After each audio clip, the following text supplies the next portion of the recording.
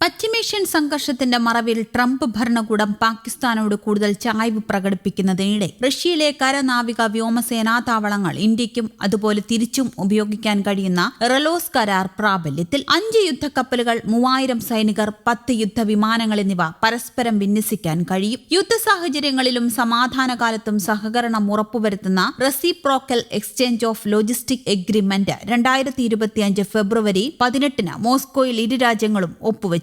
കരാർ ഈ ജനുവരി 12 പ്രാബല്യത്തിൽ വന്നുവെന്ന വിവരം കഴിഞ്ഞ ദിവസം പുറത്തുവന്നു. മിലിറ്ററി ലോജിസ്റ്റിക്സ് മേഖലകളിൽ സഹകരണം വർദ്ധിപ്പിക്കുന്നതിനാണ് കരാർ ലക്ഷ്യമിടുന്നത്. യുഎസുമായി ഇന്ത്യക്ക് കരാർ ഉണ്ടായിരുന്നെങ്കിലും ഇന്ധനം നിറയ്ക്കൽ, ലോജിസ്റ്റിക്സ് സപ്പോർട്ട് തുടങ്ങിയവ മാത്രമാണ് ഉണ്ടായിരുന്നത്. ഇന്ത്യൻ സേനാ വിഭാഗങ്ങളെ റഷ്യൻ സേനാ താവളങ്ങളിൽ വിന്യസിക്കാൻ കഴിയുമെന്നതാണ് റലോസ് കരാറിനെ വ്യത്യസ്തമാക്കുന്നത്. റഷ്യയിൽ നിന്നുള്ള എണ്ണ ഇറക്കുമതിയിലടക്കം യുഎസ് കടുത്ത എതിർപ്പുയർത്തുമ്പോഴും റഷ്യയുമായുള്ള സൗഹൃദം കൈവിടില്ലെന്ന ശക്തമായ സന്ദേശം കൂടിയാണ് ഇന്ത്യ നൽകുന്നത്. അമേരിക്കയിൽ ഡൊണാൾഡ് ട്രംപ് ഭരണകൂടം അധികാരമേറ്റതിന് പിന്നാലെ പാകിസ്ഥാനോടും അവിടുത്തെ സൈനിക മേധാവി ജനറൽ അസീം മുനീറിനോടും അമേരിക്ക പുലർത്തുന്ന പ്രത്യേക താൽപര്യം ഇന്ത്യ ഗൗരവത്തോടെയാണ് വീക്ഷിക്കുന്നത്. ഈ സാഹചര്യത്തിൽ റഷ്യയുമായുള്ള ദീർഘകാല സൗഹൃദം കൂടുതൽ ഊട്ടിയുറപ്പിക്കുക എന്ന ലക്ഷ്യത്തോടെയാണ് പുതിയ പ്രതിരോധ നീക്കം. 2025 ഫെബ്രുവരിയിൽ ഒപ്പിട്ട കരാർ ഈ വർഷം ജനുവരി 12 മുതൽ പ്രാബല്യത്തിൽ വന്നെങ്കിലും ഇതിന്റെ വിശദാംശങ്ങൾ ഇപ്പോൾ മാത്രമാണ് പുറത്തുവരുന്നത്. ഇരു രാജ്യങ്ങളുടെയും സൈനിക ശക്തിയെ പരസ്പരം കൈമാറാൻ അനുവദിക്കുന്ന വിപുലമായ വ്യവസ്ഥകളാണ് ഈ കരാറിലുള്ളത്.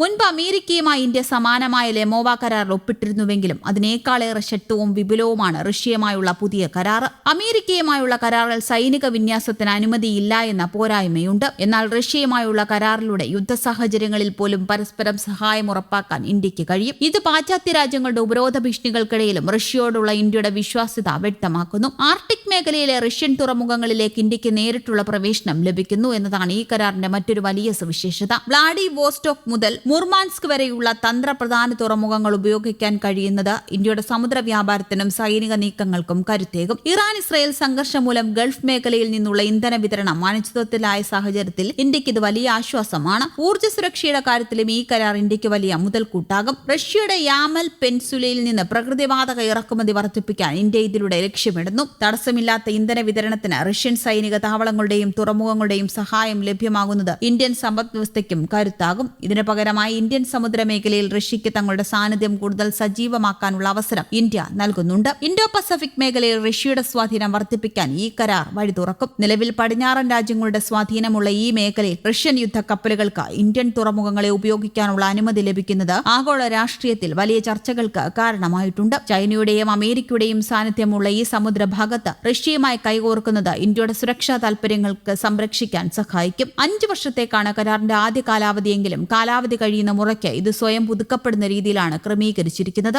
മധ്യേഷ്യയിലെ മാറുന്ന രാഷ്ട്രീയ സാഹചര്യങ്ങളിൽ റഷ്യയ്ക്കും ഈ കരാർ വലിയ നേട്ടമാണ്. ഉപരോധങ്ങൾക്കിടയിലും ഇന്ത്യയെപ്പോലൊരു വലിയ വിപണിയും സൈനിക പങ്കാളിയും കൂടെ നിർത്താൻ സാധിക്കുന്നത് റഷ്യയെ സംബന്ധിച്ചിടത്തോളം വലിയ വിജയമാണ്. കരാറിലെ വ്യവസ്ഥകൾ എന്തൊക്കെയാണെന്ന് നോക്കാം. ആർട്ടിക് മേഖലയിലും ഇന്ത്യക്ക് പ്രവേശനം. ആഗോള മാരിടൈം ഹോട്ട്സ്പോട്ടായി മാറുന്ന റഷ്യയുടെ ആർട്ടിക് മേഖലയ്ക്ക് ഇന്ത്യക്ക് പ്രവേശനം ലഭിക്കും. റഷ്യയിലെ വലിയ തുറമുഖങ്ങളായ മുർമൻസ്ക്, സെവറോമാർസ്ക് എന്നിവിടങ്ങളിൽ അടക്കം നങ്കൂരമിടാം. റഷ്യയിലെ യമനാൻ പെൻസുലയിൽ നിന്നുള്ള LPG ഇറക്കുമതിക്ക് അവിടുത്തെ തുറമുഖങ്ങളിൽ നങ്കൂരമിടാൻ സാധിക്കും. റഷ്യൻ തുറമുഖങ്ങളിൽ ഇന്ത്യൻ കപ്പലുകൾക്ക് ഇന്ധനം നിറയ്ക്കാനും അറ്റകുറ്റപ്പണികൾ നടത്താനും സാധിക്കും. ഇന്ത്യൻ തുറമുഖങ്ങൾ റഷ്യൻ കപ്പലുകൾക്കും ലഭ്യമാകും. 5 വർഷമാണ് കരാർ കാലാവധി. ഇരു രാജ്യങ്ങളും എതിർപ്പില്ലെങ്കിൽ കരാർ പുതുക്കാം. സംയുക്ത സൈനിക അഭ്യാസങ്ങൾ. സംയുക്ത സൈനിക അഭ്യാസങ്ങൾക്ക് കരാർ വലിയ ഊർജ്ജമാകും. സൈനികരുടെ പരിശീലനം, പ്രകൃതി ദുരന്തം, യുദ്ധക്കെടുതി തുടങ്ങിയ സമയങ്ങളിലെ മാനുഷിക ദൗത്യങ്ങൾക്കും വ്യവസ്ഥ. യുദ്ധക്കപ്പലുകൾക്ക് തുറമുഖങ്ങളിലെത്താം. ഇന്ധനം നിറയ്ക്കൽ, റിപ്പയർ സർവീസസ്, വെള്ളം, ഭക്ഷണം, സാങ്കേതിക തടസ്സം തുടങ്ങിയവ ലഭിക്കും. യുദ്ധവിമാനങ്ങൾക്ക് air traffic control, aeronautical data,